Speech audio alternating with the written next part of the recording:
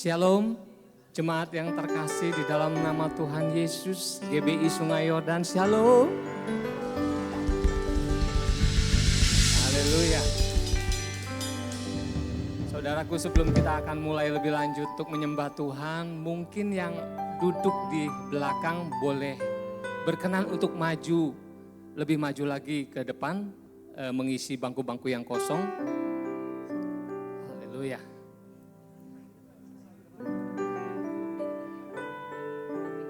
Oke.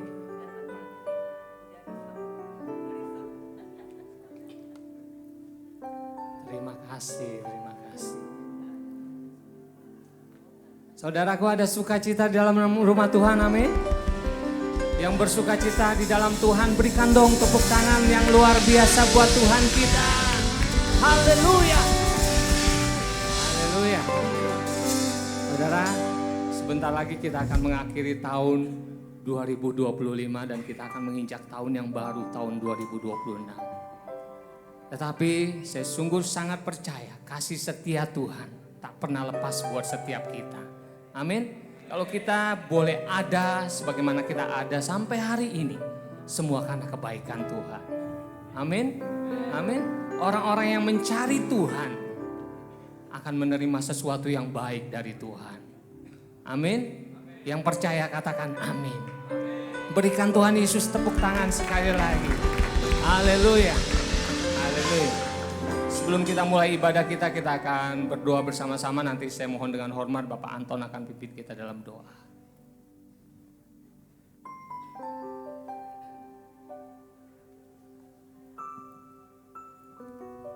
Saya undang Bapak Ibu Saudara untuk bangkit berdiri. Mari kita berdoa. Tuhan Allah Bapa kami bertata di dalam kerajaan surga. Tuhan Yesus, pagi ini kami sungguh mengucap syukur. Hari ini kami akan melaksanakan ibadah raya kami yang terakhir di tahun ini.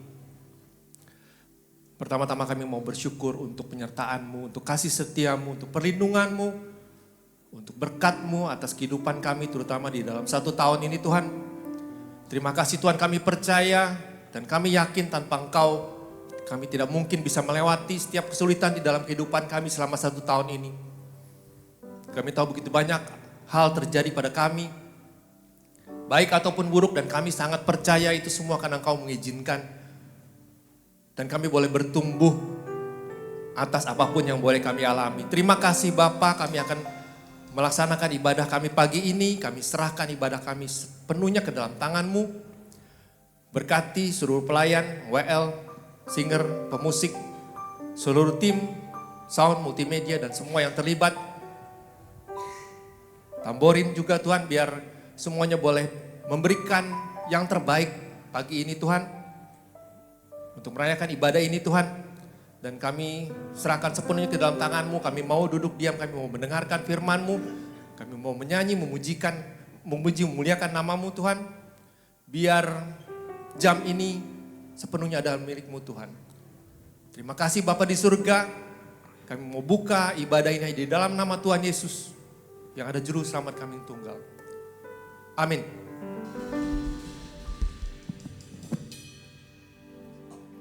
Yang antusias di dalam Tuhan, berikan Tuhan Yesus tepuk tangan sekali lagi. Haleluya. Tidak ada alasan bagi kita untuk tidak bersyukur sama kebaikannya Tuhan. Amin. Amin saudaraku. Silakan duduk kembali dalam hadirat Tuhan. Kita mau penuhi penyembahan kita hari ini dengan rasa syukur kita hanya kepada Tuhan. Terima kasih. Terima kasih. Terima kasih Tuhan. Terima kasih Yesus. Terima kasih Bapa. Terima kasih. Terima kasih Bapa. Terima kasih untuk 1 hari lagi yang Kau berikan dalam hidup kami. Untuk nafas kehidupan yang Kau berikan dalam hidup kami. Itu sungguh sangat berharga dalam hidup kami Tuhan. Terima kasih Yesus Tuhan, Kau yang tak pernah tinggalkan kami. Walaupun kami kadang-kadang menjauh dari-Mu Tuhan. Tetapi Kau tetap Yesus Tuhan yang selalu rindu mendekat, memeluk hidup kami. Terima kasih Bapak, terima kasih. Ini korban syukur kami di hadapan-Mu Tuhan. Ini korban syukur kami di hadapan-Mu Bapak. Terima kasih, terima kasih Yesus. Terima kasih. Haleluya.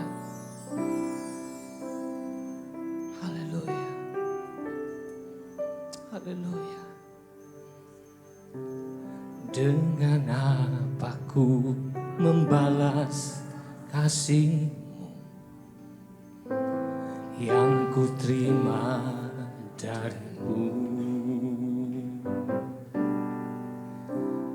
Dengan apa ku membalas cinta-Mu?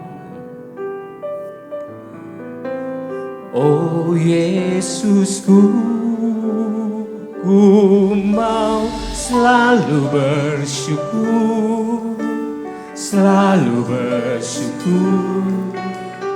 Kau Tuhan yang setia, yang selalu menopang. Ku mau selalu bersyukur, selalu bersyukur. Kau Bapakku yang setia. Sampaikan kepada Tuhan. Dengan apa ku membalas kasih-Mu? Amin. Yang ku terima dari-Mu. Dengan apa ku membalas cinta-Mu? Oh Yesusku, ku mau selalu bersyukur, selalu bersyukur. Kau Tuhan yang setia, yang selalu menopang. Ku mau selalu bersyukur, selalu bersyukur. Kau Bapakku yang setia. Sampaikan syukur. Ku mau selalu bersyukur, selalu bersyukur. Kau Tuhan yang setia, yang selalu menopang. Ku mau selalu bersyukur, selalu bersyukur. Kau Bapakku yang setia. Angkat suaramu, katakan. Selalu bersyukur. Terima kasih Tuhan buat kebaikan-Mu yang tak terkira dalam hidup kami. Engkau Tuhan yang sungguh sangat setia dalam hidup kami. Ini rasa syukur kami Tuhan di hadapan-Mu. Kau Bapakku yang katakan lebih lagi. Ku mau selalu bersyukur.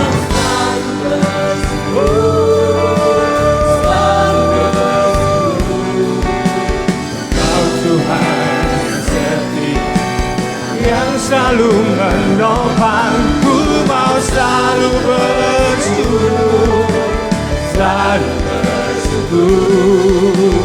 Kau Bapakku yang setia.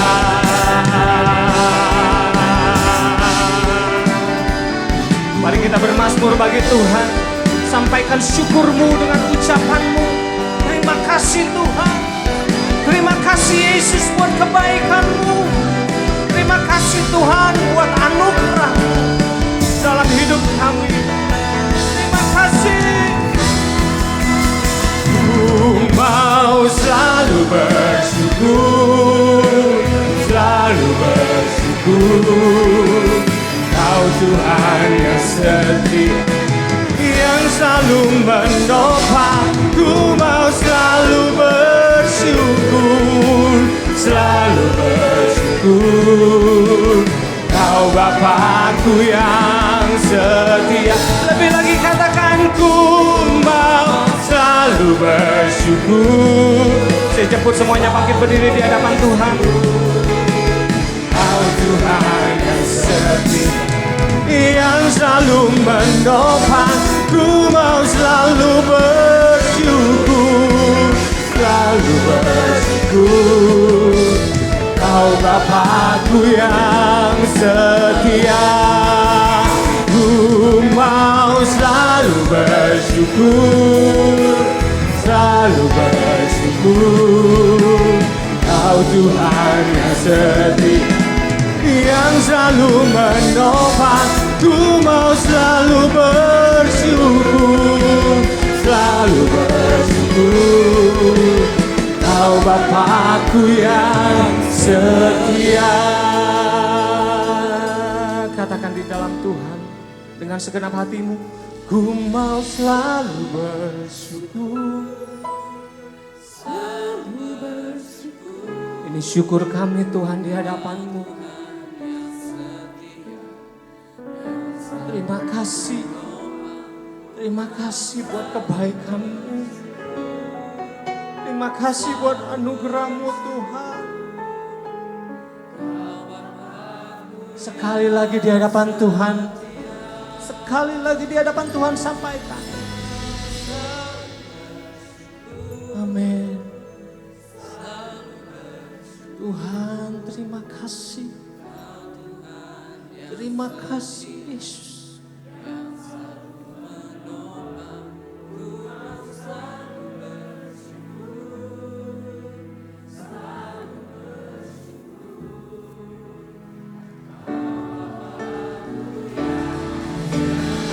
Dengan tepuk tanganmu katakan, ku mau selalu bersyukur, selalu bersyukur. Kau Tuhan yang setia, yang selalu menopang, ku mau selalu bersyukur, selalu bersyukur. Kau Bapakku yang setia. Sekali lagi katakan, ku mau selalu bersyukur, selalu bersyukur. Kau Tuhan yang setia, yang selalu menopang, ku mau selalu bersyukur, selalu bersyukur. Kau Bapakku yang setia, Kau Bapakku yang setia, Kau Bapakku yang setia. Tepuk tangan buat Tuhan Yesus. Haleluya.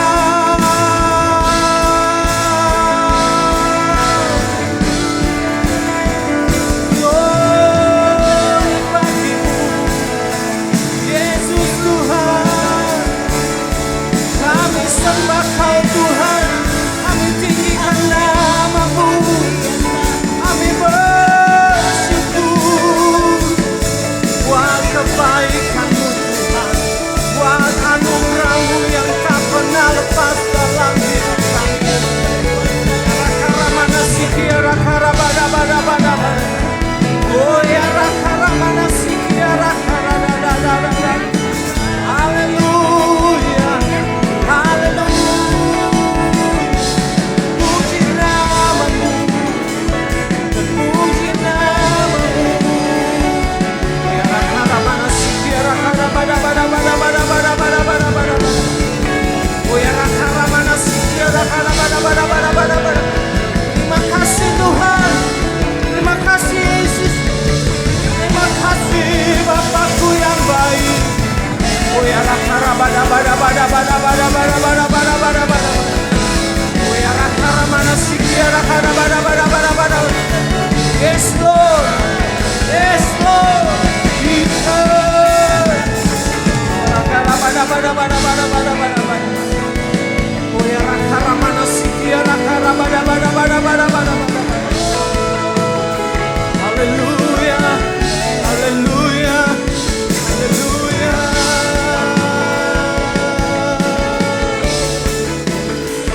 Rakara-mana sikia, rakara-bada-bada-bada-bada-bada-bada-bada. Yang baik, Sangat ku cinta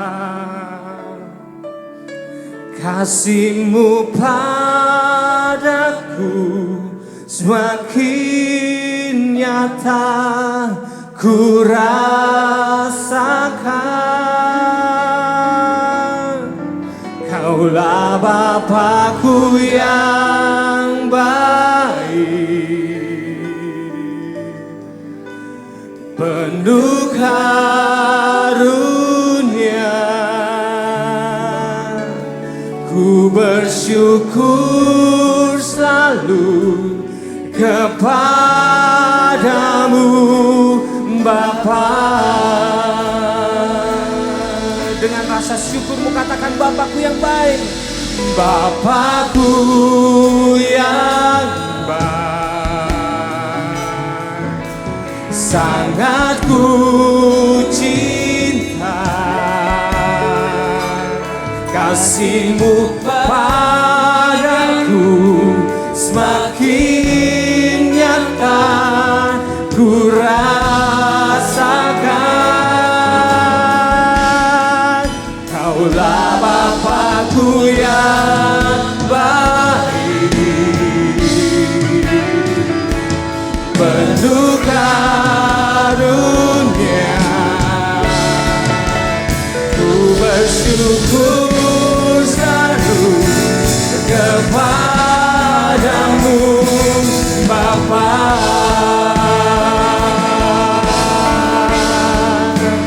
Ku bersyukur selalu kepadamu Bapa.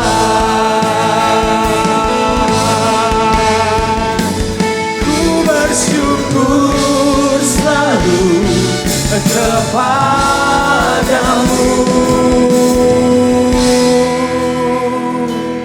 Bapa.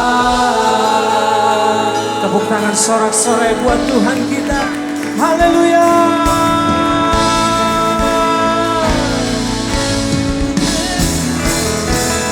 For you are great, you do miracles so great.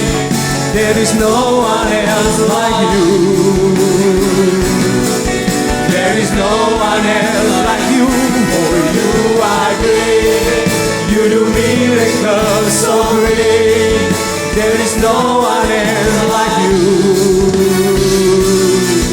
There is no one else like you. Katakan lebih lagi, sebab Kau besar. Sebab Kau besar, perbuatan-Mu ajaib, tiada seperti Engkau. Tiada seperti Engkau. Sebab Kau besar, perbuatan-Mu ajaib, tiada seperti Engkau. Tiada seperti Engkau. Jemaat saja katakan, sebab Kau besar.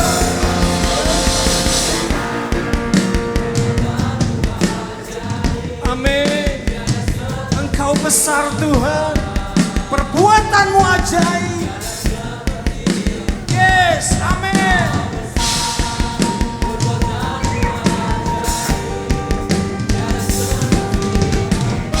Yes, lebih lagi katakan,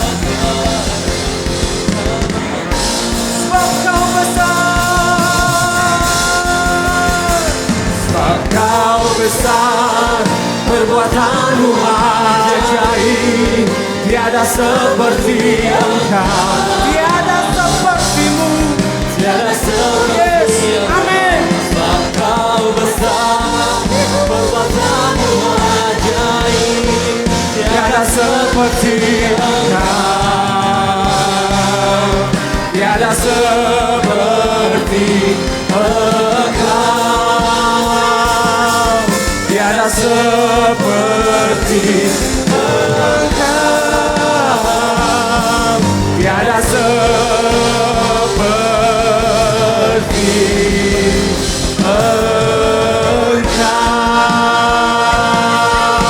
Tepuk tangan yang luar biasa buat buat Tuhan kita, Raja di atas segala raja.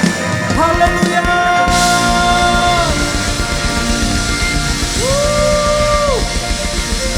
Glory bagimu Yesus Tuhan. Amin. Yang siap bersorak buat Tuhan katakan haleluya. Sebelum lebih lagi kita bersorak buat Tuhan, mari berikan tos kiri kananmu. Tuhan kita Tuhan yang sungguh sangat baik. Haleluya. Amin.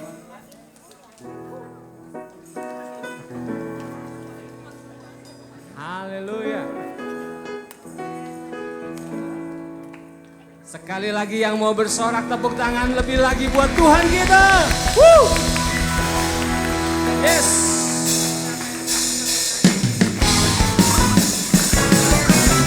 Ini pujian syukur kami kepadamu Tuhan.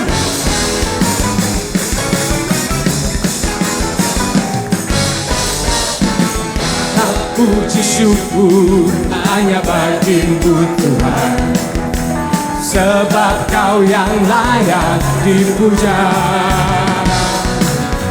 Kami mau bersorak, tinggikan nama-Mu. Katakan haleluya. Oh, semuanya segala puji. Segala puji syukur hanya bagimu Tuhan. Amin. Sebab Kau yang layak dipuja.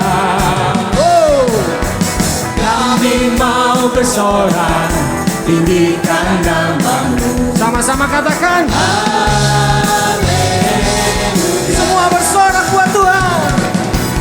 Soraklah haleluya, soraklah haleluya, haleluya. Soraklah haleluya, soraklah haleluya, soraklah haleluya, haleluya.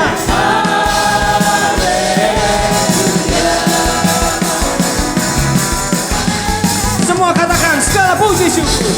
Segala puji syukur hanya bagimu Tuhan, sebab Kau yang layak dipuja. Kami mau bersorak, kami mau bersorak. Amin. Tinggikan nama-Mu. Semua katakan haleluya. Angkat tanganmu tinggi-tinggi buat Tuhan. Haleluya. Soraklah haleluya, haleluya. Soraklah haleluya, soraklah haleluya, soraklah haleluya, haleluya. Semua bersorak, soraklah haleluya, soraklah haleluya, soraklah haleluya, haleluya.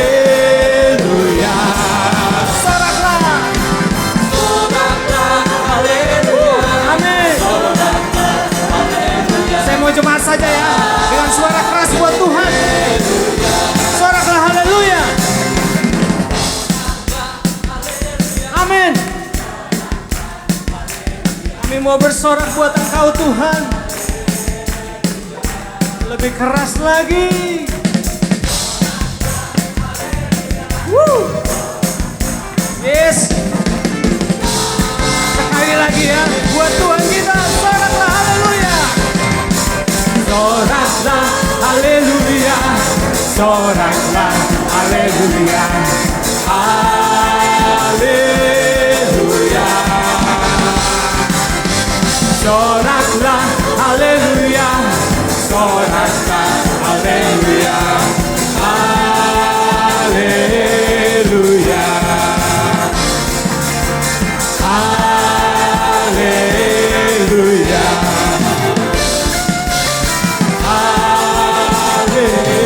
Haleluya. Mari tepuk tangan di atas kepala kita buat Tuhan kita.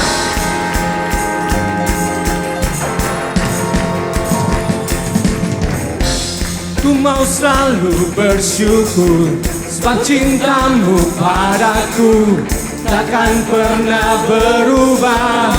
Hatiku percaya, walau bumi bergoncang, gunung-gunung beranjak, namun kasih setiamu tak pergi dariku.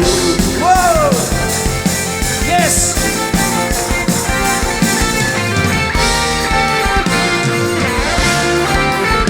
Sama-sama katakan.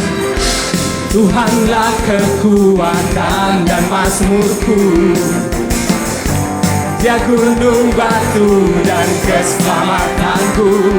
Hanya padamu, hanya padamu hatiku percaya. Kaulah benaran dan kota perlindungan. Semua ku mau selalu bersyukur, sebab cintamu padaku takkan pernah berubah. Hatiku percaya, walau bumi bergoncang, gunung-gunung beranjak, namun kasih setiamu tak pergi dariku. Ku mau selalu bersyukur, sebab cintamu padaku takkan pernah berubah. Hatiku percaya, walau bumi bergoncang, gunung-gunung beranjak, namun kasih setiamu tak pergi dariku. Lebih lagi katakan. Ku mau selalu bersyukur, sebab cintamu padaku takkan pernah berubah. Hatiku percaya, walau bumi bergoncang, gunung-gunung beranjak, namun kasih setiamu tak pergi dariku. Cuma saja, ku mau selalu bersyukur. Suaranya yang lebih keras buat Tuhan kita. Ucapkan syukurmu di hadapan Tuhan. Amin.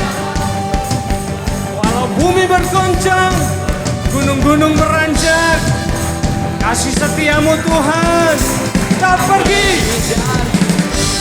Ku mau selalu bersyukur, sebab cintamu padaku takkan pernah berubah. Hatiku percaya, walau bumi bergoncang, gunung-gunung beranjak, namun kasih setiamu tak pergi dariku. Kasih setiamu tak pergi dariku. Kasih setiamu tak pergi dariku. Haleluya. Sorak-sorai lebih lagi buat Tuhan kita. Yes. Silakan duduk kembali saudaraku dalam hadirat Tuhan.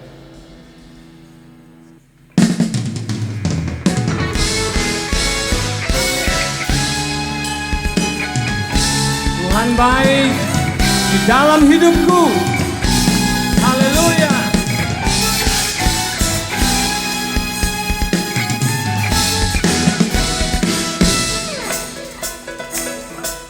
Tepuk tangan buat Tuhan kita. Tuhan baik di dalam hidupku, selalu setia. Sepanjang hidupku nyatalah perbuatanmu, Kaulah sukacitaku.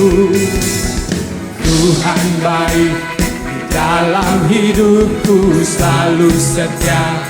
Sepanjang hidupku nyatalah perbuatanmu, Kaulah sukacitaku. Haleluya, haleluya. Ku bersorak, Tuhanku luar biasa. Haleluya. Ku bersorak, Tuhanku dahsyat berkuasa. Ku angkat suaraku, puji namamu, ku bernyanyi bagimu. Ku bersuka, ku mengopar bagimu, Yesus kau di dalamku. Ku rayakan kasih-Mu. Amin.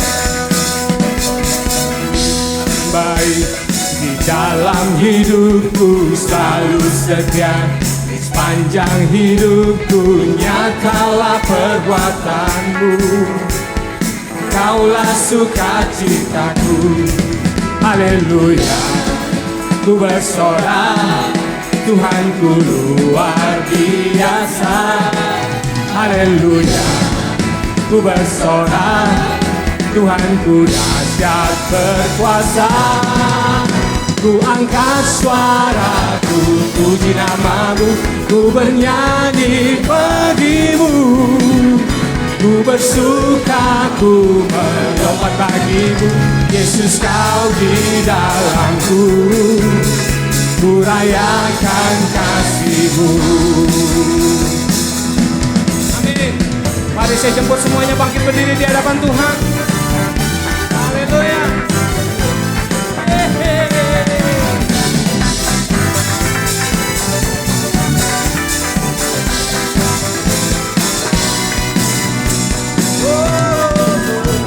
Angkat suaraku, puji namamu, ku bernyanyi bagimu. Ku bersuka, ku melompat bagimu, Yesus kau di dalamku. Ku rayakan kasih-Mu. Lebih lagi katakan. Ku angkat suaraku, puji namamu, ku bernyanyi bagimu. Ku bersuka, ku melompat bagimu, Yesus kau di dalamku. Ku rayakan kasih-Mu. Ku angkat. Oh, haleluya. Sekali lagi katakan.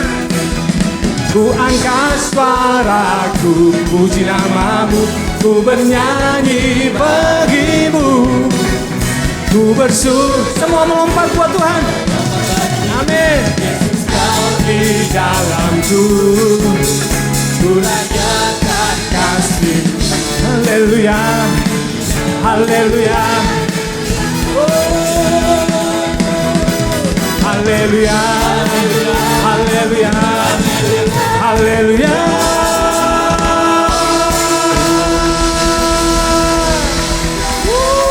Tepuk tangan buat Tuhan kita. Haleluya. Silakan duduk kembali saudaraku.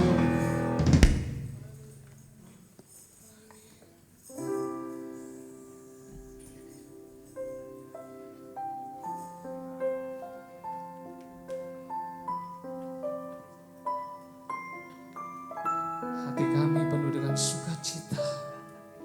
Hati kami penuh dengan syukur hanya kepada-Mu Tuhan. Inilah waktu Tuhan, Engkau menjamah setiap kami yang haus dan lapar akan Engkau. Akan firman-Mu hari ini Tuhan. Haleluya. Mari Yesus Kau bekerja buat hidup kami. Kami rindu firman-Mu. Kami rindu firman-Mu Bapa. Haleluya. Penyertaan-Mu Tuhan, segalanya bagiku. Hadir-Mu di hidupku, terutama bagiku.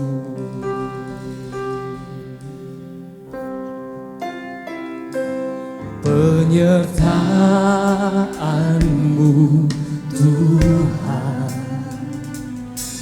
segalanya bagiku. Hadir-Mu di hidupku, terutama bagiku. Anugerah-Mu, anugerah-Mu, semua karena anugerah-Mu, bukan karena kekuatanku.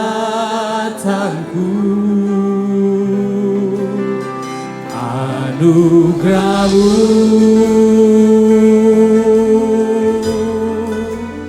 anugerah-Mu Tuhan, kasih dan sayang-Mu sumber kekuatan bagiku.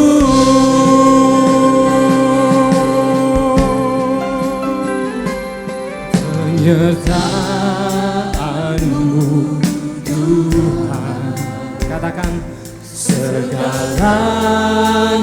bagiku. Hadir-Mu di hidupku, terutama bagiku. Anugerah-Mu, anugerah-Mu,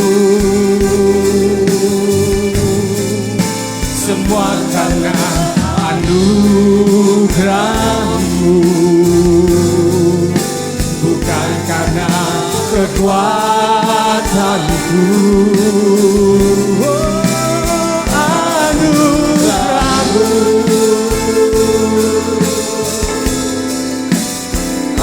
anugerah-Mu Tuhan, kasih dan sayang-Mu sumber kekuatan bagiku.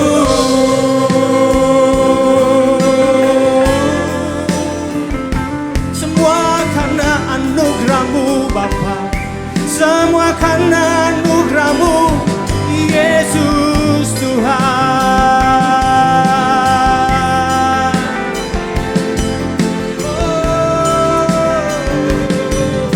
Mari ucapkan sama-sama. Anugerah-Mu Tuhan, cukuplah bagiku. Anugerah-Mu Tuhan, cukuplah bagiku. Katakan anugerah-Mu Tuhan, anugerah-Mu Tuhan, cukuplah bagiku. Anugerah-Mu, anugerah-Mu Tuhan, cukuplah bagiku.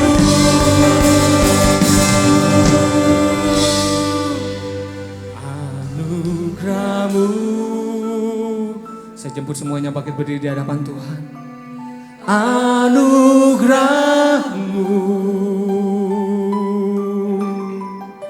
semua karena anugerah-Mu, bukan karena kekuatanku.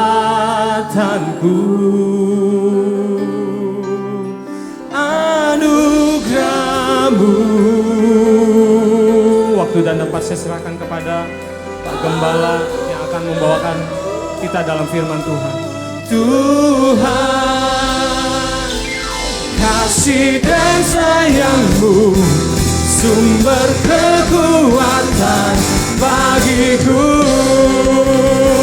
Anugerah-Mu Tuhan, anugerah-Mu,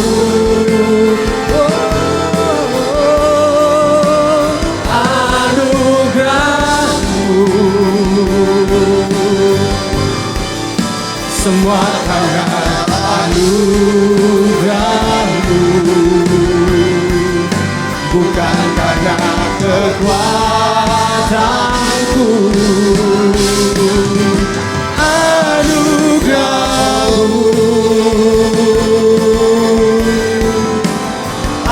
anugerah-Mu Tuhan, kasih dan sayang-Mu sumber kekuatan bagiku. Kasih dan sayang-Mu Tuhan, kasih dan sayang-Mu sumber kekuatan bagiku. Kasih dan sayang-Mu Tuhan, Kasih dan sayang-Mu sumber kekuatan bagiku.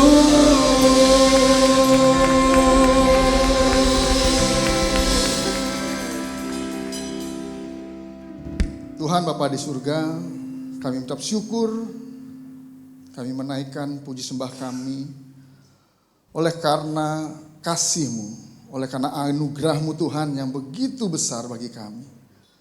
Hanya oleh karena anugerah-Mu kami dapat hidup sebagaimana kami ada saat ini Tuhan. Dan Engkau Tuhan yang selalu terus beserta kami. Engkau yang menuntun langkah kami. Engkau yang memimpin jalan kami Tuhan. Sehingga kami tidak salah jalan Tuhan. Tapi kami terus berjalan dalam kasih-Mu. Kami terus berjalan di dalam kehendak dan rencana-Mu. Dan biarlah kami sampai kepada kehendak rencana-Mu Tuhan. Mengakhiri tahun ini Tuhan, kami mau lebih lagi sungguh-sungguh mempersiapkan hati kami, hidup kami Tuhan.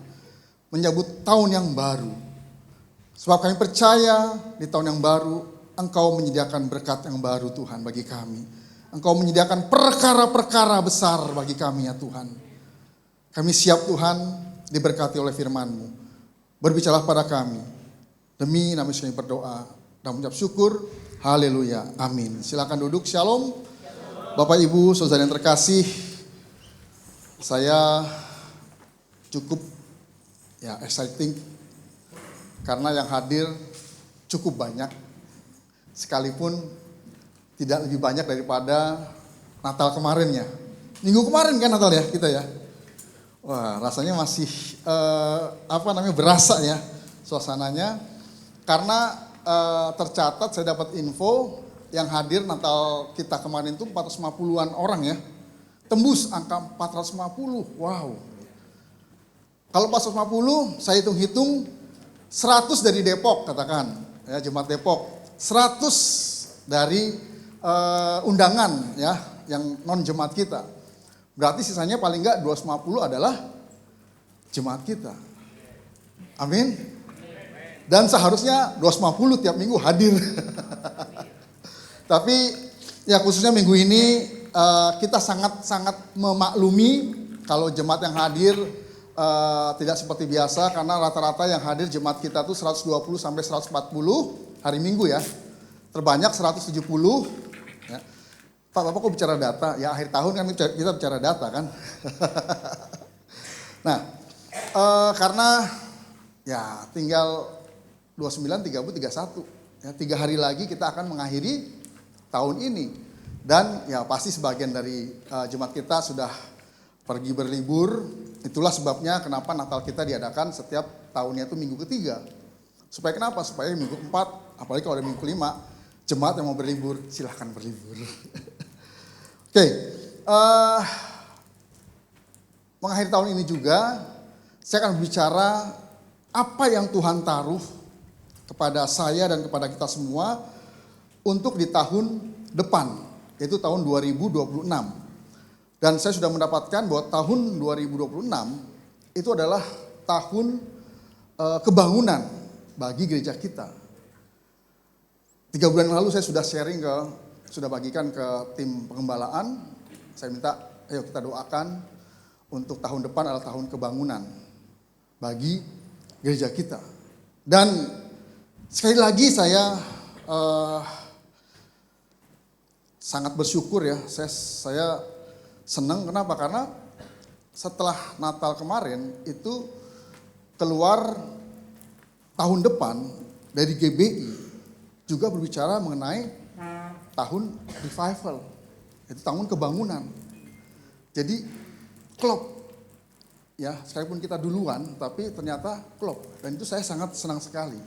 Kenapa? Karena bagaimanapun juga gereja kita ada di bawah Sinode Gereja Bethel Indonesia. Jadi kita juga mengikuti apa yang dihimbaukan diserukan oleh sinode kita. Supaya kita tertib organisasi.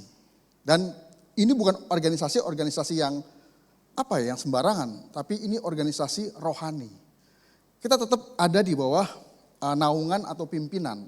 Dan kita percaya Sinode Gereja Betel Indonesia juga ada di bawah pimpinan Tuhan. Amin. Nah, tema dari khotbah saya, ya Bapak Ibu sudah baca ya di e-flyernya, yaitu bangunlah jiwaku. Pakai kata seru, bangunlah jiwaku. Karena berbicara revival adalah bicara kebangunan. Tersadar. Sama seperti ketika orang yang tertidur, tadi malam kan kita tertidur. Lalu kemudian entah jam 3 pagi, entah jam 4 pagi, entah jam 5 pagi, entah jam 6 pagi, entah jam 7 pagi, entah jam 8 pagi, entah jam 9 pagi, entah jam setengah 10 pagi. Kita terbangun. Kenapa enggak jam 10 Pak? Kalau jam 10 berarti terlambat datang ke gereja. Kalau baru bangun jam 10. Nah, di saat kita terbangun atau terjaga atau bahasa Inggrisnya wake up. Ya, itulah berbicara mengenai kebangunan. Kita tersadar dari tidur kita.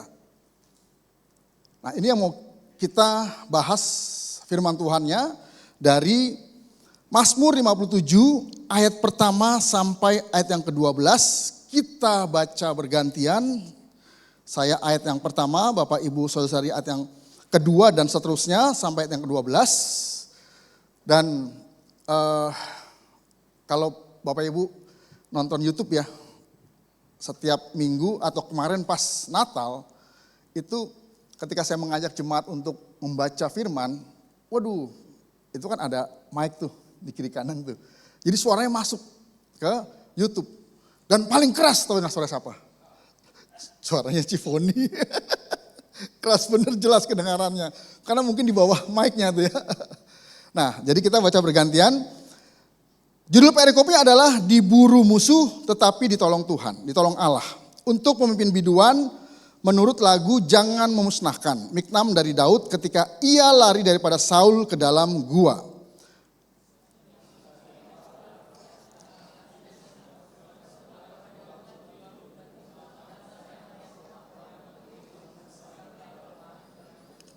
Aku berseru kepada Allah yang maha tinggi, kepada Allah yang menyelesaikannya bagiku.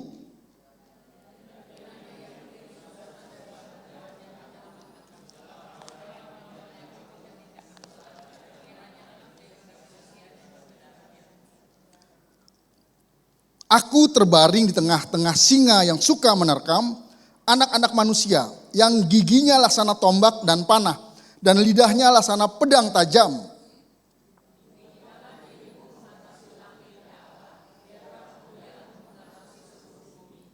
Mereka memasang jaring terhadap langkah-langkahku, ditundukkannya jiwaku, mereka menggali lubang di depanku, tetapi mereka sendiri jatuh ke dalamnya.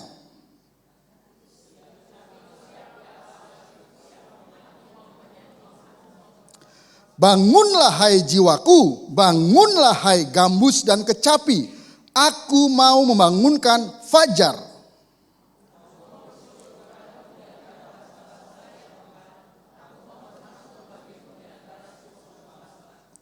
Sebab kasih setiamu besar sampai ke langit dan kebenaranmu sampai ke awan-awan.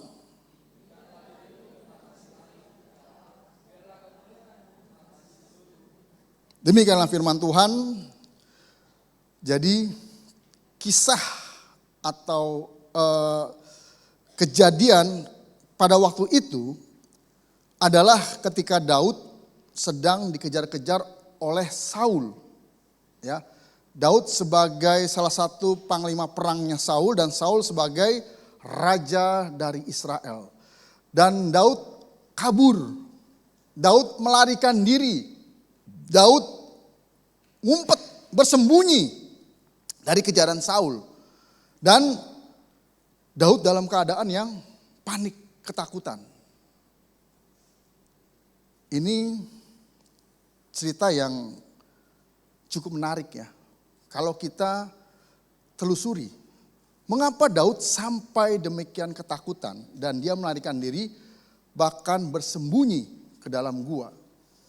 Nah, kita akan telusuri latar belakang tulisan dari Mazmur 37. Daud melarikan diri karena dikejar dan hendak dibunuh oleh Saul.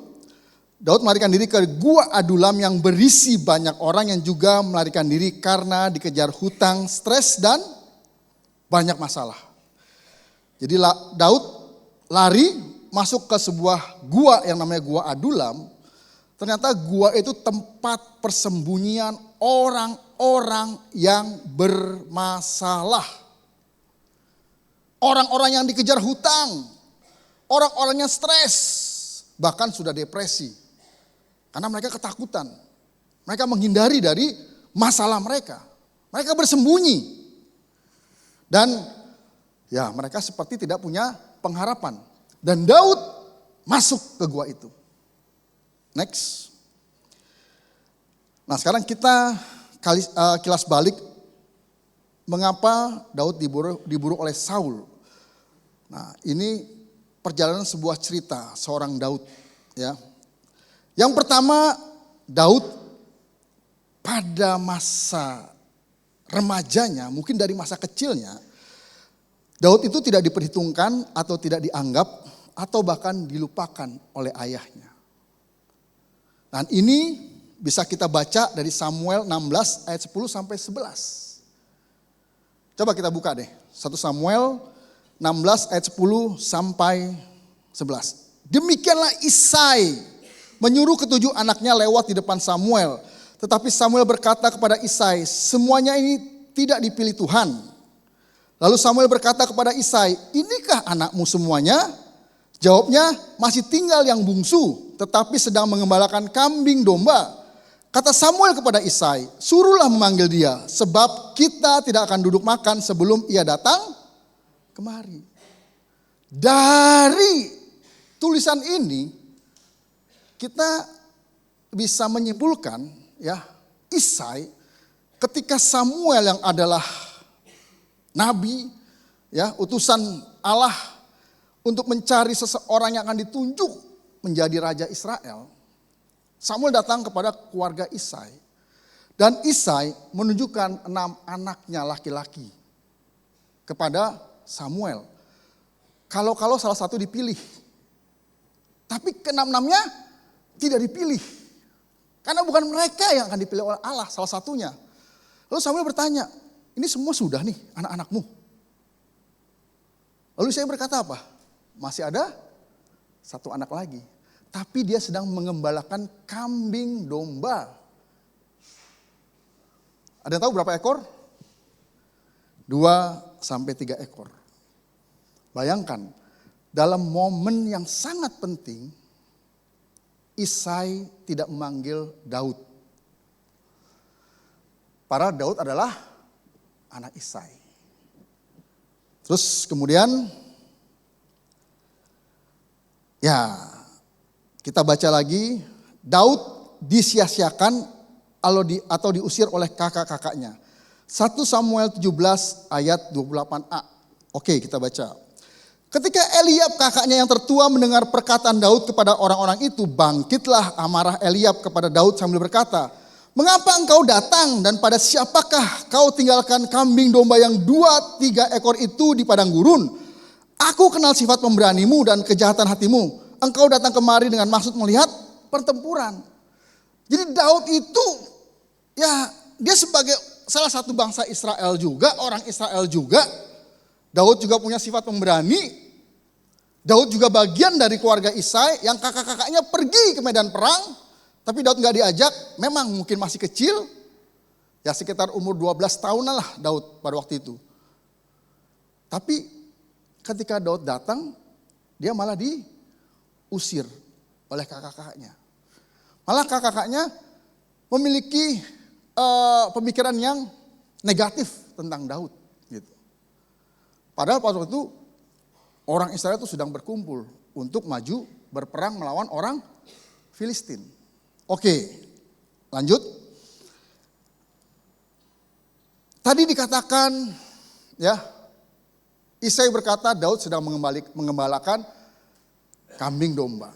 Lalu kemudian Eliab kakak Daud berkata, terus itu kambing domba yang 2-3 ekor tuh gimana kalau kamu datang ke sini? Daud mengembalakan kambing domba yang hanya 2-3 ekor milik bapaknya. 1 Samuel 17 ayat 28b, gak usah dibuka deh. Jadi Daud oleh ayahnya Isai diberikan tugas untuk mengembalakan kambing domba milik bapaknya yang cuma 2-3 ekor. Terus kemudian Daud mengembalakan di padang belantara yang sangat berbahaya sehingga Daud harus berhadapan dengan singa dan beruang. 1 Samuel 17 ayat 36 sampai 37. Nanti bisa dibaca di rumah. Jadi Daud ditugaskan oleh ayahnya Isai untuk mengembalakan kambing domba yang 2-3 ekor di padang belantara yang ada singa, ada beruang. Karena memang jamak. Di padang belantara itu ada singa, ada beruang, itu jamak. Dan justru Daud sering berhadapan dengan singa dan beruang itu. Dikisahkan Daud ketika salah satu kambing atau dombanya dibawa lari oleh singa.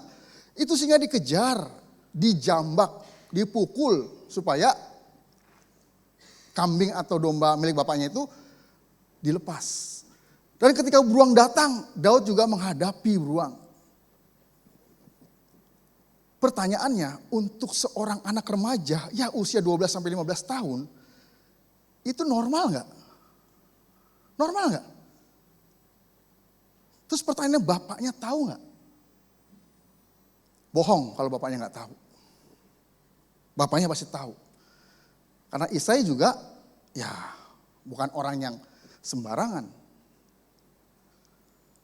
Pastilah juga Daud bercerita. Nah pertanyaannya, kenapa seolah-olah Isai tidak peduli kepada Daud? Pertanyaan lagi, nih buat kaum bapak nih. Bapak mana yang membiarkan anak kandungnya ada dalam bahaya? Setiap hari. Bapak mana yang membiarkan anak kandungnya dalam kondisi bahaya? Nah, saya dulu pernah mendengar dan kemudian saya mencari dan saya mendapatkan dan saya mempelajari latar belakang dari Daud. Mengapa Daud diperlakukan demikian oleh ayahnya dan oleh kakak-kakaknya? Nah, diyakini Daud adalah anak haram. Jadi ada beberapa teolog ya menafsirkan dan memang ada bukti sejarahnya, catatan sejarahnya. Bahwa Daud diyakini adalah anak haram atau yang tidak diinginkan. Dalam Madras atau Midras dan Talmud Rabbinik, ini kitab para rabi yang kita nggak belajar nih orang Kristen. Ya, Midras, Talmud, ya. Memang ada beberapa kisah yang menyinggung status Daud dianggap bukan anak sah oleh saudara-saudaranya. Keterangan terhadap ibu Daud ya yang dituliskan bernama Nitzvet Bat Adael. Di Alkitab ibu Daud tidak dicatat namanya. Tidak diketahui siapa namanya dan kebiasaan pencatatan Alkitab biasanya setelah bapaknya, ibu kandungnya juga akan ditulis namanya siapa. Jadi dari keturunan siapa orang ini? Bapaknya dan ibunya minimal akan diketahui, akan dicatat. Tetapi ibu Daud tidak tercatat. Dan ada sumber yang menyatakan ya bahwa status dari ibu Daud bukan sebagai orang Israel. karena ia keturunan dari Rut, yaitu bangsa Moab. Karena itu Isai menjauh darinya. Tetapi istrinya itu mengandung dan melahirkan Daud. Sehingga saudara-saudaranya menganggap Daud lahir secara tidak sah. Bahkan menyamakan Daud sebagai anak mamser atau anak haram menurut hukum Taurat. Lanjut. Karena dianggap tidak sah, Daud sering disingkirkan.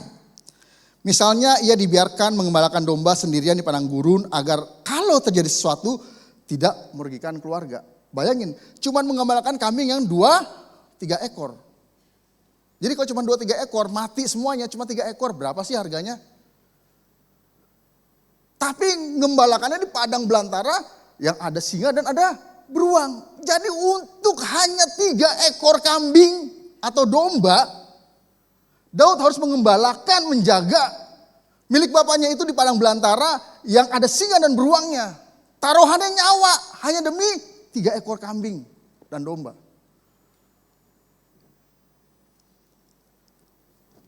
Hal ini dijadikan penjelasan mengapa ketika Samuel mencari anak-anak Isai, tadi ya 1 Samuel 16, Daud tidak langsung dipanggil. Karena Daud tidak dianggap oleh bapaknya dan oleh kakak-kakaknya. Beberapa rabi juga meyakini ayat seperti, Mazmur 69 ayat 9, ya, Daud sendiri mencatat begini, aku telah menjadi orang asing bagi saudara-saudaraku, orang luar bagi anak-anak ibuku. Kemudian Mazmur 51 ayat 7, dalam kesalahan aku diperanakan, dalam dosa aku dikandung ibuku. Ini Daud yang menuliskan sendiri. Dan ini diyakini sebagai satu pertanda petunjuk bahwa memang benar Daud anak haram. Lanjut. Nah, kemudian kita kembali kepada cerita Daud. Pada waktu bangsa Israel berperang dengan bangsa Filistin, yang ada kakak-kakak Daud itu, yang 6 orang itu, yang Daud diusir ketika Daud datang, ya. Karena Daud datang salah satunya adalah untuk mengantarkan makanan bagi kakak-kakaknya. Tapi waktu itu bangsa Israel sebetulnya dalam keadaan yang terpojok. Terpojok itu artinya tidak berdaya. Untuk apa? Untuk melawan bangsa Filistin. Bahkan ketika bangsa Filistin menantang salah satu pendekar bangsa Filistin, yaitu Goliat, menantang bangsa Israel. Ayo maju 1 lawan 1. Gak ada yang berani satupun dari bangsa Israel. Bahkan ke-6 kakak-kakaknya Daud, bahkan juga Saul sebagai raja pada waktu itu. Gak ada yang berani maju. Lalu 1 Samuel 17 ayat 40 sampai 51 menceritakan Daud maju. Daud yang tidak diperhitungkan, Daud yang diusir, Daud yang adalah anak remaja, bahkan ketika dipakaikan ketopong, perisai dan pedang, Daud keberatan. Lalu Daud lepas semuanya itu. Dan Daud menantang 1 lawan 1 dengan Goliat. Memakai apa? Umban dan batu. Dan sekali Daud melemparkan umbannya, batu itu meluncur, kena dahinya Goliat, dan Goliat rebah, mati. Dan saat itulah Daud dipuja-puja. Daud, dianggap sebagai pahlawan. Daud diperlakukan sebagai seorang pahlawan yang menyelamatkan bangsa Israel. Lanjut. Kemudian Daud dijadikan salah seorang panglima perang oleh Saul. 1 Samuel 18 ayat 5. Setelah Daud mengalahkan Goliat, barulah Daud diangkat oleh Saul menjadi salah seorang panglima perang. Bayangin ya. Dari seorang anak yang adalah anak haram, yang tidak dianggap oleh bapaknya dan kakak-kakaknya, yang dibuang, bahkan dalam tanda kutip dibiarkan mati. Yang diusir, yang tidak dianggap ketika ada seorang nabi yang mau mentahbiskan salah satu dari anak-anak Isai menjadi raja, Daud tidak dipanggil. Tapi kemudian justru Daudlah yang mengalahkan Goliat. Ketika satu bangsa Israel nggak ada satupun yang berani menghadapi Goliat. Dan kemudian Daud diangkat sebagai panglima perang. Dari orang yang tidak dianggap, Daud diangkat menjadi panglima perang. Lanjut. Nah, kemudian ada peristiwa, ya. Ini peristiwa ini ada jeda waktu yang panjang ya, dari ketika Daud diangkat jadi panglima, kemudian Daud sering berperang ya, baik dengan Saul maupun mungkin dengan pasukannya sendiri. Daud banyak melakukan peperangan dan Daud selalu menang dalam peperangan. Kenapa? Karena sifat beraninya Daud itu yang pertama. Yang kedua, Daud sudah terlatih secara tidak langsung. Latihannya dengan apa? Melawan singa dan beruang. Dan yang pasti, ya Daud dekat dengan Tuhan. Karena selama Daud menjaga kambing domba, yang 3 ekor milik bapaknya itu, Alkitab mencatat Daud itu intim dengan Tuhan. Dia menciptakan alat musik, dia menciptakan lagu-lagu untuk memuji-muji Tuhan. Jadi Daud itu orangnya dekat, intim dengan Tuhan. Selama dia belum menjadi panglima perang. Lalu kemudian suatu kejadian, ya, 1 Samuel 18 ayat 6 sampai 9, kita buka deh. Saul marah kepada Daud, ya, kita baca. Tetapi pada waktu mereka pulang, ya, Saul, Daud dan pasukannya, mereka pulang berperang, menang perang. Ketika Daud kembali sesudah mengalahkan orang Filistin itu, keluarlah orang-orang perempuan dari segala kota Israel menyongsong Raja Saul sambil menyanyi dan menari-nari dengan memukul rebana, dengan bersukaria dan dengan membunyikan gemerincing. Wah, meriahlah menyambut bukan hanya raja, bukan hanya pahlawan. Pahlawan adalah raja, raja juga sekaligus pahlawan. Dan perempuan yang menari itu menyanyi berbalas-balasan. Katanya, Saul, coba tolong WL nyanyiin lagunya nih. Saul mengalahkan beribu-ribu musuh, tetapi Daud berlaksa-laksa. Pertanyaan nih, ini lagu-lagu pujian buat Saul atau sindiran nih? Tergantung pola pikir Saul pada waktu itu sebetulnya. Tetapi, lanjut. Lalu bangkitlah amarah Saul dengan sangat. Dan perkataan itu menyebalkan hatinya, sebab pikirnya, kepada Daud diperhitungkan mereka berlaksa-laksa, tetapi kepadaku diperhitungkannya beribu-ribu. Akhir-akhirnya jabatan raja itu pun jatuh kepadanya atau kepada Daud. Jadi Saul waktu itu baper dia. Ketika perempuan-perempuan nih dari bangsa Israel, mereka menari dan menyanyi. Lagunya, Saul mengalahkan beribu-ribu musuh. Daud mengalahkan berlaksa. Satu laksa itu 10.000. Berlaksa-laksa artinya puluhan ribu. Kalau Saul beribu-ribu, nggak lebih daripada selaksa atau 10.000. Dan Saul hatinya marah kepada Daud. Kenapa? Karena dia tersinggung dan dia iri dan dia khawatir. Bayangin, tersinggung, iri, dan khawatir. Pertanyaannya, Bapak Ibu, Saudari, pernah nggak merasa tersinggung? Pernah nggak merasa iri? Pernah nggak merasa khawatir? Nah, itu yang dirasakan oleh Saul pada waktu itu. Tiga-tiganya berbarengan pernah nggak? Udah tersinggung, iri, dan khawatir. Jabatannya diambil. Sejak hari itu maka Saul menjadi mendengki kepada Daud. Jadi Saul mutung. Saul dendam kepada Daud. Pertanyaannya, yang salah Daud atau para ibu-ibu yang nyanyi? Para wanita yang nyanyi. Para wanita yang nyanyi. Ya lagi juga nih para wanita nyanyinya begini sih ya gitu kan. Emang nih kadang-kadang ibu-ibu para wanita nih dalam pujiannya juga menjatuhkan juga nih. Nah laki-lakinya baper lagi kan. Istri ngomong ngoceng sama suami ya kan, kayak memuji tapi kemudian juga menyindir, suaminya baper gitu kan. Nah makanya satu nih, jadi laki-laki apalagi jadi pemimpin jangan baperan. Kalau jadi pemimpin baperan, jangan jadi pemimpin. Kalau baperan, jangan memimpin. Karena memimpin, apalagi banyak orang, gak gampang.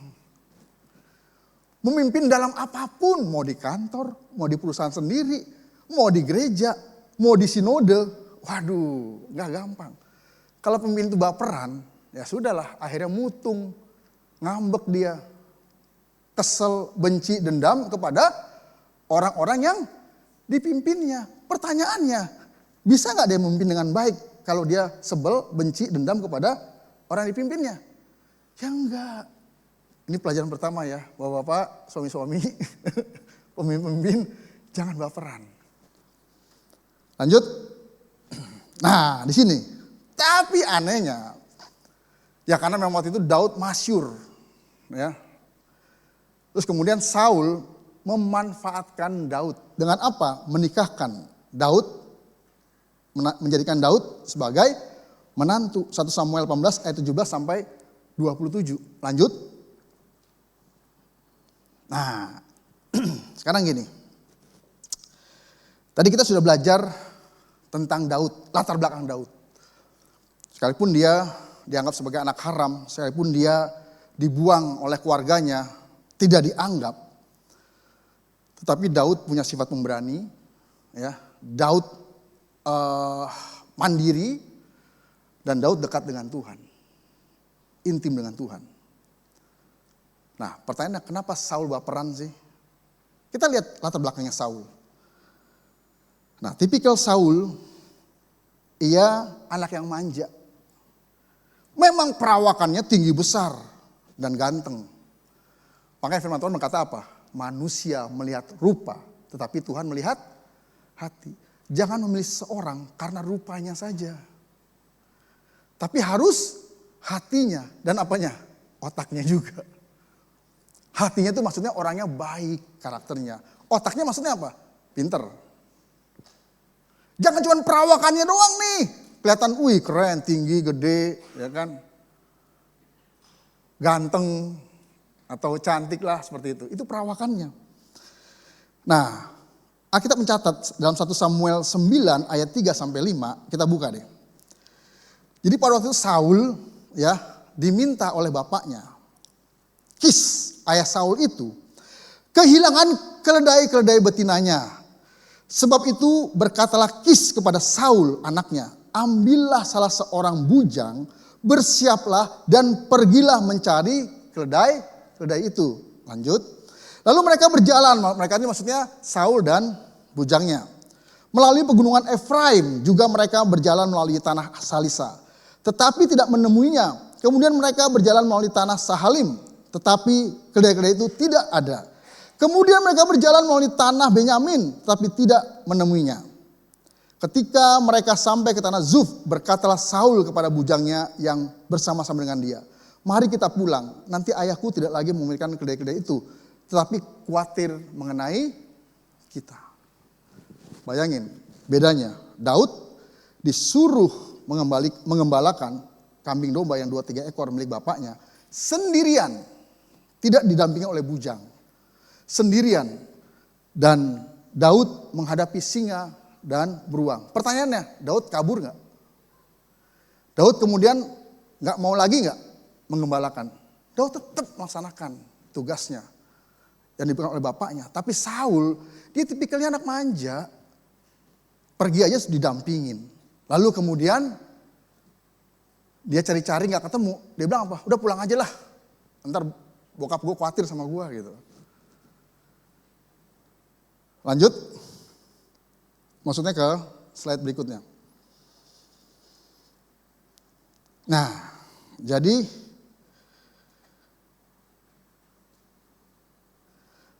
cerita tadi itu menggambarkan ya bagaimana Daud, bagaimana Saul. Tetapi ada satu hal yang tadi sengaja saya lewatkan dan sekarang saya bukakan. Ketika Saul dan Daud pulang perang, para wanita menyanyi, menari. Mereka berkata, Saul mengalahkan beribu-ribu musuh dan Daud mengalahkan berlaksa-laksa musuh. Bagaimana sikap Daud?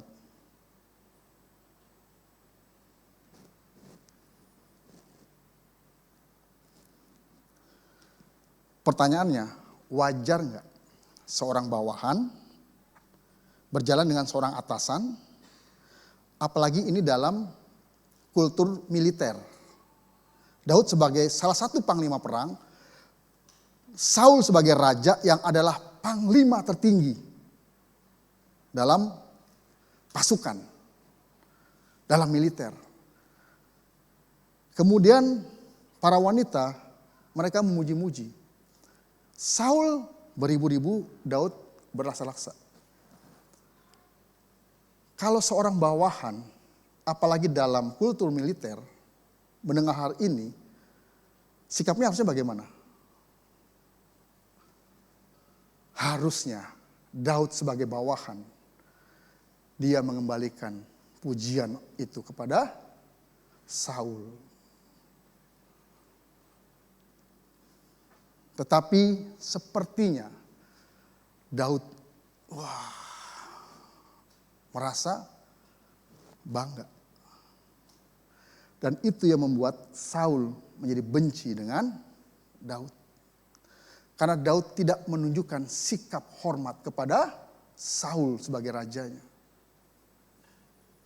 Dan pertanyaannya, mengapa Daud sampai tidak bersikap hormat kepada Saul?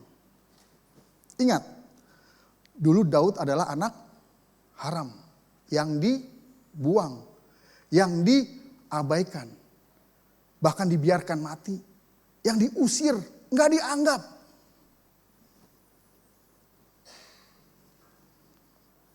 Lalu kemudian tahu-tahu Daud diangkat jadi panglima perang.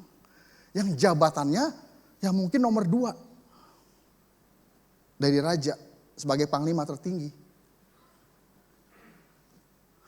Secara psikologi, ya saya pernah belajar psikologi tokoh-tokoh Alkitab. Salah satunya adalah Elia. Kenapa Elia sampai stres waktu dia habis menang melawan nabi-nabi Baal, nabi-nabi Asitoret. Dia lari ke atas gunung, masuk ke gua, sembunyi jauh daripada kota. Kenapa? Bisa seperti itu. Dan ini yang terjadi dengan Daud. Karena Daud belum beres dengan masa lalunya. Sekalipun Daud intim dengan Allah. Nah, Daud merasa terangkat dengan orang memuji dia. Karena sikapnya ini, Saul jadi membenci. Coba pada waktu Daud berkata kepada Saul, segala hormat kemuliaan hanya bagi rajaku. Saul marah gak? Kemungkinan gak akan marah. Nah, akibatnya apa? Ya, Daud mulai sombong. Ingat kejadian ketika Daud dimarahi Tuhan karena dia menghitung pasukannya. Ingat gak? Karena Daud lebih mengandalkan pasukannya ketimbang Tuhan. Tuhan marah sama Daud. Tuhan gak nyuruh Daud menghitung pasukannya, tapi Daud menghitung pasukannya. Tuhan marah sama Daud.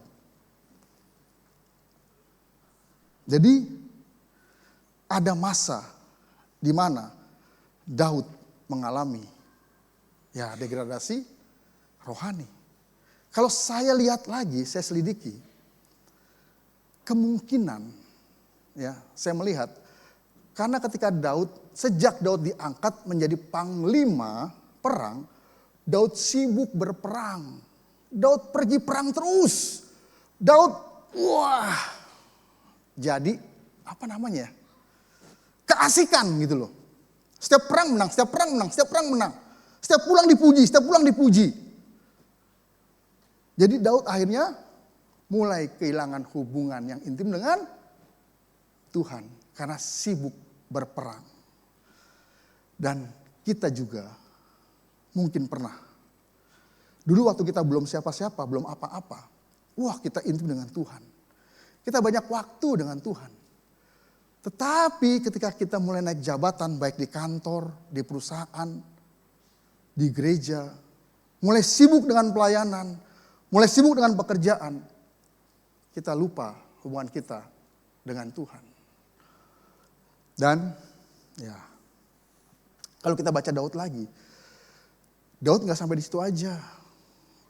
Daud sampai dia akhirnya berzina dengan Batseba kan. Gak hanya di situ saja. Daud dalam tanda kutip membunuh suami Batseba. Ingat, makanya hati-hati.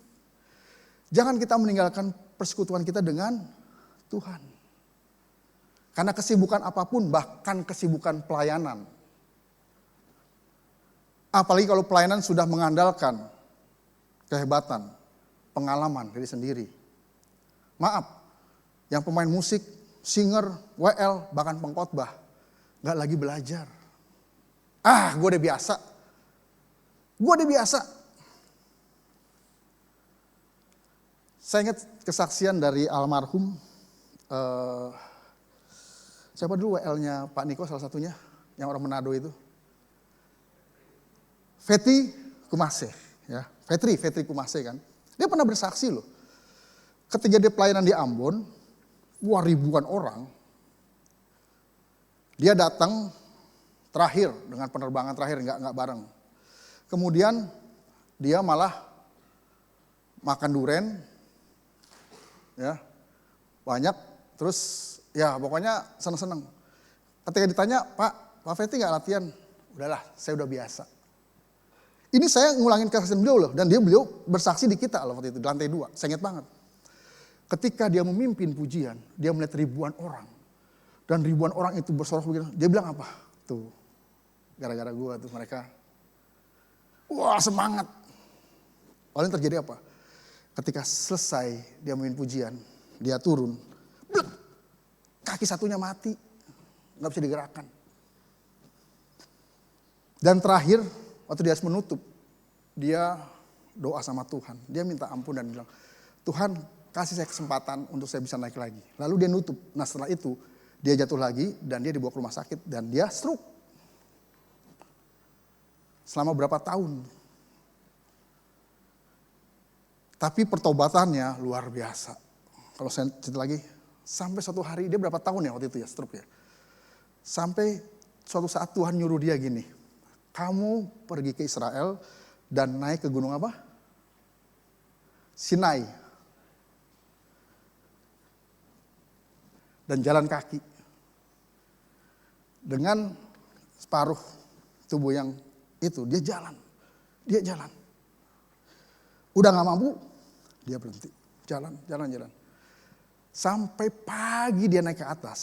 Kan jalannya tengah malam ya. Istri saya pernah, saya belum. Ketika dia naik ke atas, dia melihat pemandangan yang begitu indah, begitu bagus. Saya nggak kebayang oleh saya karena saya belum pernah. Itu bagus banget. Dia kagum. Dan Tuhan bicara apa? Semua itu untuk kemuliaanku. Waktu Pak Fetri Kumase dengar itu, Tuhan bicara pada dia, semua itu untuk kemuliaanmu. Dia rebah. Dan dia menangis. Dia bertobat. Kenapa? Karena dia sudah mengambil kemuliaan Tuhan. Dan ini seperti yang terjadi pada diri Daud. Akhirnya Daud mengalami ketakutan. Bayangin, seorang Daud yang waktu masa remajanya melawan beruang dan melawan singa. ngelawan Goliat yang tingginya 3 meter. Gak takut. Tapi ngelawan Saul, bukan ngelawan sih, menghadapi Saul yang adalah juga mertuanya. Ya. Daud begitu ketakutan dan dia harus lari bersembunyi ke dalam gua yang isinya orang-orang rendahan. Orang-orang yang bermasalah, stres, orang yang dikejar-kejar hutang, orang-orang yang punya berbagai-bagai masalah berat sehingga mereka harus kabur dan mereka ngumpet. Dan Daud masuk ke gua itu, artinya apa? Saat itu posisi Daud sama dengan orang-orang itu. Wih, dari orang rendahan diangkat oleh Tuhan, lalu kemudian jatuh dan lebih rendah lagi. Ini orang yang lupa dengan Tuhan. Tapi ya, kalau kita baca dalam Mazmur 57 ayat 7 sampai 11, Daud bangkit. Kalau kita baca firman-Nya dari ayat 8 sampai ayat yang ke-11 atau 12 bahkan. Daud berkata begini, ketika Daud ada di tengah-tengah orang-orang yang stres, yang bermasalah, orang-orang yang rendah, Daud kemudian menyadari jati dirinya. Gue gak sama seperti mereka. Gue ini seorang anak remaja yang dibuang, tetapi gue dikasih oleh Tuhan. Gue dijagai, dipelihara oleh Tuhan. Bahkan Tuhan berikan saya kekuatan, keberanian untuk mengalahkan beruang, singa, dan juga orang Filistin yang tingginya 3 meter. Dan saya selalu menang dalam peperangan. Daud menyadari, saya bukan seperti mereka. Lalu Daud bangkit. Dan Daud menuliskan ini. Hatiku siap ya Allah. Hatiku siap. Aku mau menyanyi, aku mau bermazmur. Bangunlah hai jiwaku, bangunlah hai gambus dan kecapi. Aku mau membangunkan fajar. Jadi saat itu Daud tersadar. Daud terbangun.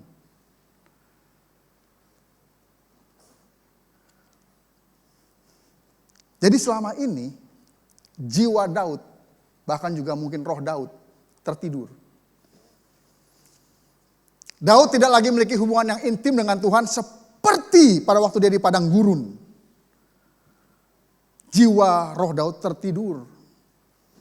Dan juga Daud tidak lagi pernah memainkan alat-alat musik dan menyanyi, memuji Tuhan. Dengan apa? Perkataan Daud yang berkata begini, bangunlah hai gambus dan kecapi. Gambus, kecapi itu adalah alat musik yang biasa Daud mainkan ketika Daud memuji, menyembah Tuhan. Bahkan ketika Saul kerasukan roh jahat, Daud memainkan kecapi dan roh jahat yang ada di dalam diri Saul keluar. Tapi tidak lagi dimainkan. Hingga akhirnya apa? Kecapinya, gambusnya tertidur karena gak pernah dimainin.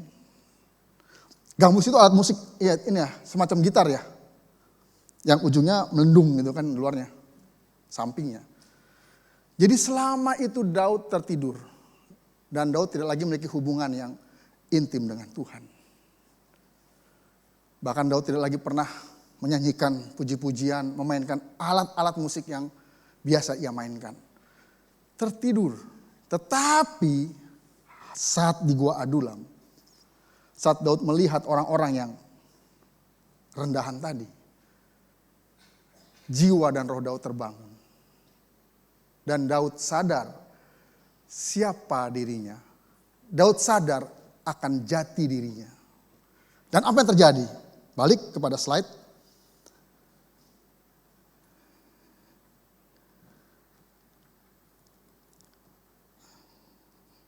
Bahkan Alkitab mencatat Daud bangkit bersama 400 orang-orang yang sebelumnya ada di Gua Adulam bersamanya.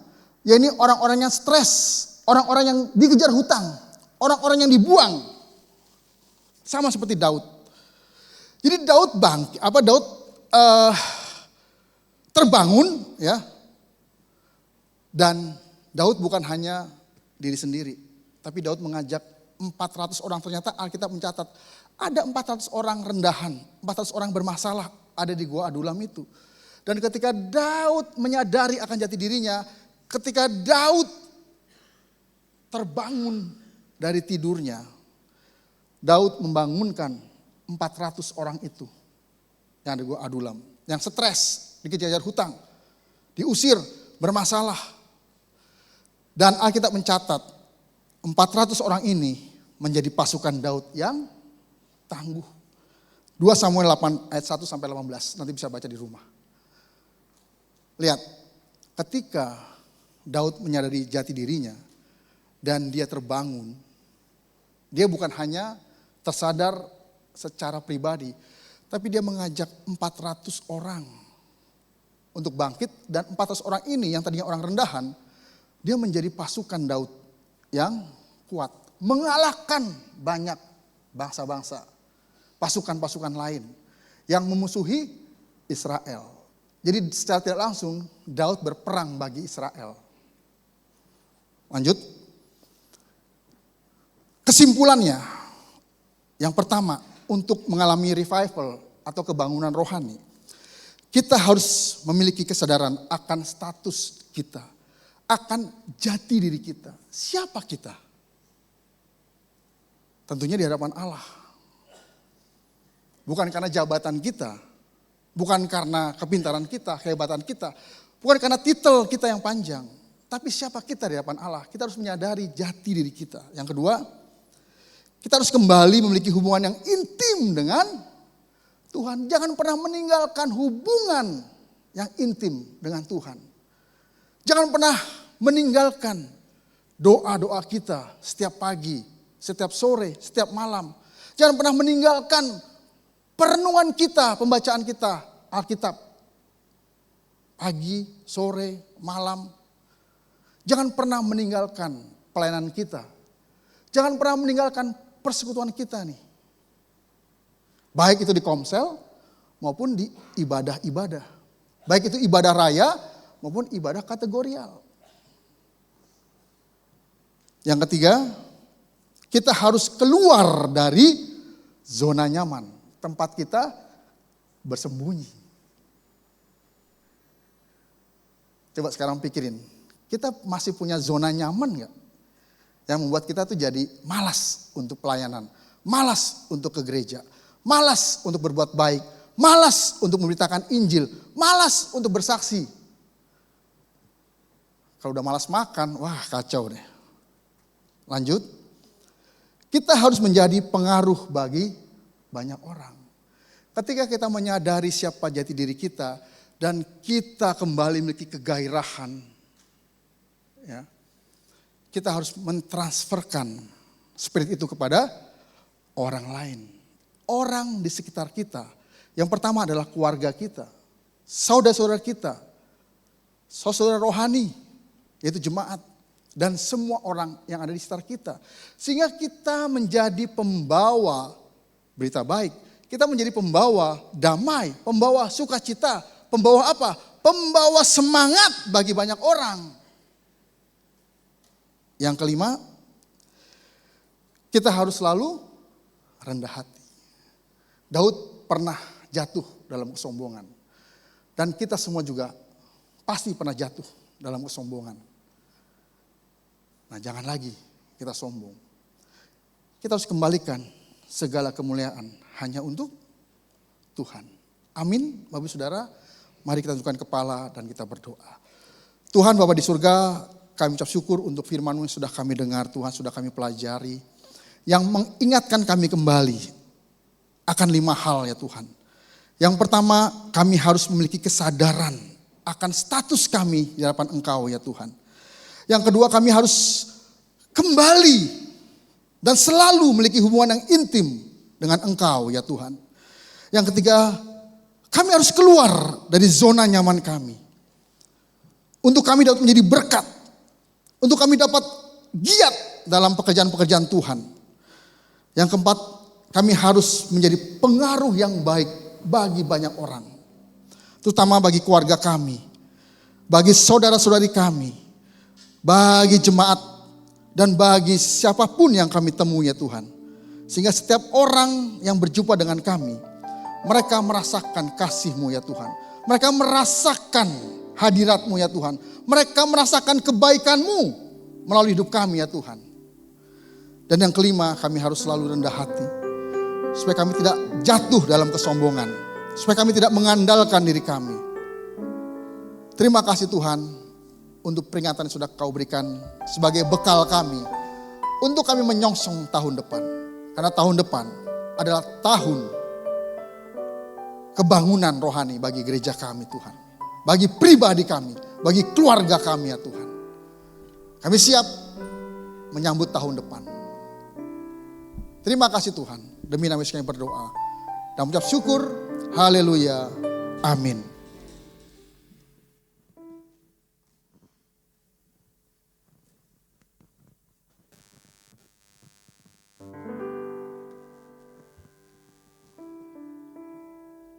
Haleluya. Saya yakin dan percaya kita semua diberkati oleh kebenaran firman Tuhan. Amin. Yang diberkati berikan tepuk tangan dong buat Tuhan kita. Haleluya. Haleluya. Kami mengucapkan terima kasih buat Pak Agem yang sudah menjadi saluran berkat buat firman-Nya yang menguatkan kita semua di tempat ini. Tuhan Yesus memberkati pelayanan Pak Agem dan keluarga. Haleluya. Saudaraku, kita akan siapkan persembahan kita hari ini. Kita mau berikan yang terbaik buat Tuhan. Sebelum kita memberi, mari kita satukan hati, kita berdoa buat persembahan. Mari kita tundukkan kepala, kita berdoa. Henti-hentinya kami bersyukur dan berterima kasih Tuhan untuk pagi ini. Kami bersyukur untuk pujian dan penyembahan kami. Itulah yang dapat menyenangkan Tuhan. Dan terlebih kami juga boleh mendengarkan akan firman Tuhan. Terima kasih Bapa. Kau pada siang hari ini kami juga diberikan kesempatan untuk kami boleh memberi persembahan. Bapa terima kasih karena biarlah persembahan ini menjadi berguna untuk pekerjaan-Mu di gereja di tempat ini. Dan terima kasih banyak Bapa karena Engkau sudah memberkati kami. Amin. Kami bersyukur dan berterima kasih Tuhan, ajar kami untuk memberi dengan sukacita. Terima kasih Bapa, kami siap memberi segala puji hormat kemuliaan.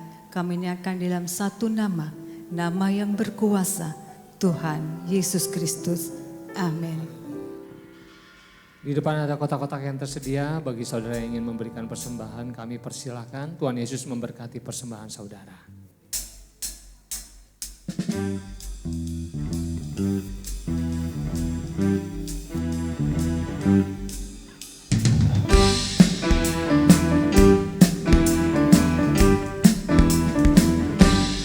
Jalan hidup orang benar diterangi oleh cahaya firman Tuhan. Jalan hidup orang benar semakin terang hingga rembang tengah hari. Apabila ia jatuh, tidaklah dibiarkan sampai tergeletak, sebab tangan Tuhan jua yang menopangnya dan membangunkan dia kembali. Sama-sama katakan, jalan hidup orang benar, amin, diterangi oleh cahaya firman Tuhan. Jalan hidup orang benar, amin, semakin terang hingga rembang tengah hari. Apabila ia jatuh, tidaklah dibiarkan sampai tergeletak, sebab tangan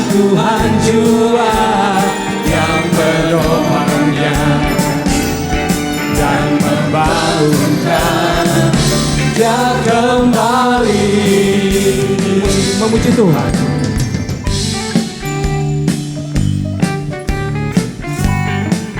Amin.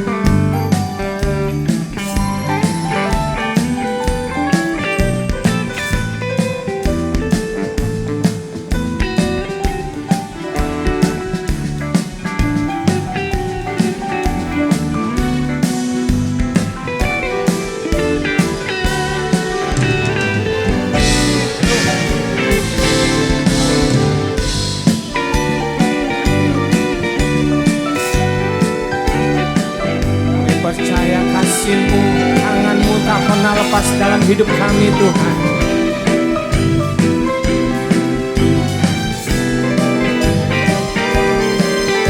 Amin. Sekali lagi kita naikkan pujian ini, jalan hidup. Jalan hidup orang benar terangi oleh cahaya firman Tuhan. Jalan hidup orang benar semakin terang hingga rentang tengah hari. Oh apabila ia jatuh, tidaklah dibiarkan sampai terlena, sebab tangan Tuhan jua yang menopangnya dan membangunkan dia kembali, sebab tangan Tuhan jua yang menopangnya dan membangunkan dia kembali, sebab tangan Tuhan jua yang menopangnya dan membangunkan dia kembali.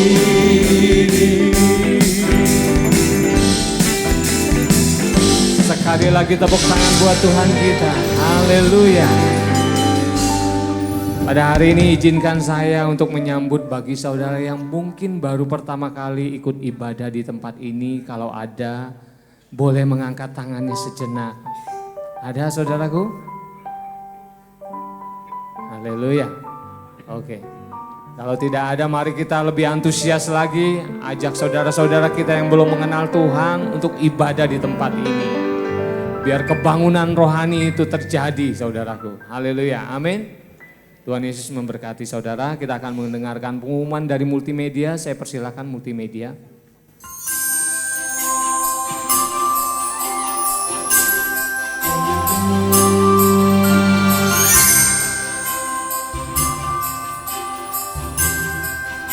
Shalom jemaat yang terkasih, selamat datang di GB Sungai Yordan Roxy Mas. Bersama saya Bernie dan saya Ivi. Berikut informasi sepekan gereja kita. Ibadah minggu depan akan dilayani oleh Bapak Gembala Pendeta Emmanuel Gatot, STH MAG. Mari jemaat Tuhan saya ajak untuk sebanyak-banyaknya membawa jiwa untuk beribadah bersama di minggu mendatang.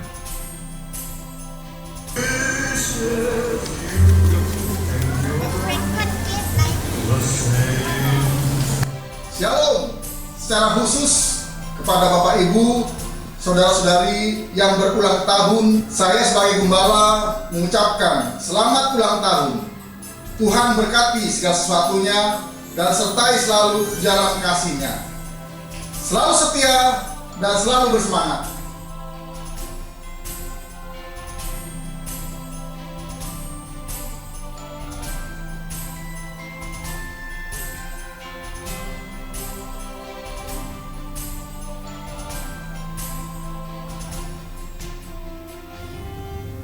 Pray, Praise, and Worship bulan ini akan diadakan pada hari Sabtu 31 Januari 2026 dengan tema Persiapkanlah Jalan Bagi Tuhan yang diambil dari Yesaya 62 ayat 10, dilaksanakan secara onsite di lantai 3. Demikian info sepekan minggu ini. Selamat hari Minggu, Tuhan Yesus memberkati. Amin. Sekali lagi kami mengucapkan bagi yang berulang tahun di bulan Desember, selamat ulang tahun. Tuhan Yesus memberkati saudara. Baik saudaraku, kita akan mengakhiri kebaktian kita pada hari ini. Saya jemput semuanya bangkit berdiri. Sekali lagi yang antusias di dalam Tuhan berikan tepuk tangan yang luar biasa buat Tuhan. Haleluya. Kemuliaan bagi Tuhan di tempat maha tinggi. Kau Raja diagungkan dan dipuji. Datanglah kerajaanmu, jadilah kehendakmu. Seluruh bumi penuh kemuliaan-Mu. Sekali lagi angkat suaramu katakan. Kemuliaan bagi Tuhan di tempat maha tinggi. Kau Raja diagungkan dan dipuji. Haleluya. Datanglah kerajaanmu, jadilah kehendakmu. Seluruh bumi penuh kemuliaan-Mu.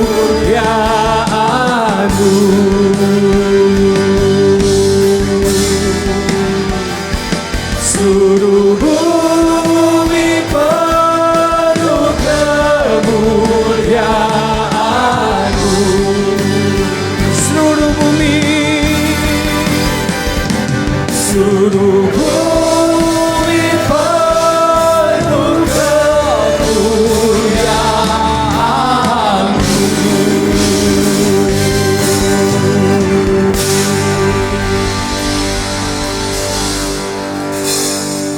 Bapak Ibu, saudara yang terkasih, sebelum kita menerima doa berkat, mari kita sama-sama berdoa doa Bapa kami yang diajarkan oleh Tuhan kita. Mari kita berdoa.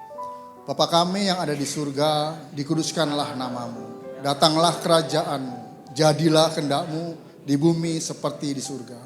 Berikanlah kami pada hari ini makanan kami yang secukupnya. Dan ampunilah kami akan kesalahan kami, seperti kami juga mengampuni orang yang bersalah kepada kami.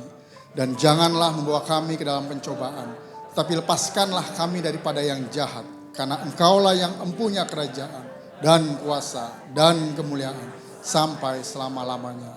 Amin. Bapak Ibu, saudara-saudara yang terkasih, ibadah kita harus selesai. Dan sebelum kita kembali ke tempat kita masing-masing, mari kita arahkan hati dan tangan kita untuk terima berkat Tuhan pada saat ini. Diberkatilah hidupmu, diberkatilah keluargamu, diberkatilah sekolah, kuliah, pekerjaan dan usahamu, diberkatilah pelayananmu. Apapun yang kau kerjakan dibuat berhasil oleh karena Tuhan dan bagi kemuliaan Tuhan. Anugerah yang melimpah dari Bapa di surga, kasih setia dari Tuhan kita Yesus Kristus, serta persekutuan yang manis, pertolongan, penghiburan, kekuatan, serta pimpinan dari Allah Roh Kudus, kiranya menyertai kita hari ini sampai Tuhan Yesus datang untuk kedua kalinya. Terimalah berkat ini dan jadilah berkat dimanapun kita berada. Semua yang percaya dan terima berkat, sama-sama kita katakan amin. Tuhan Yesus berkati. Selamat siang, selamat hari Minggu, selamat menyambut tahun baru.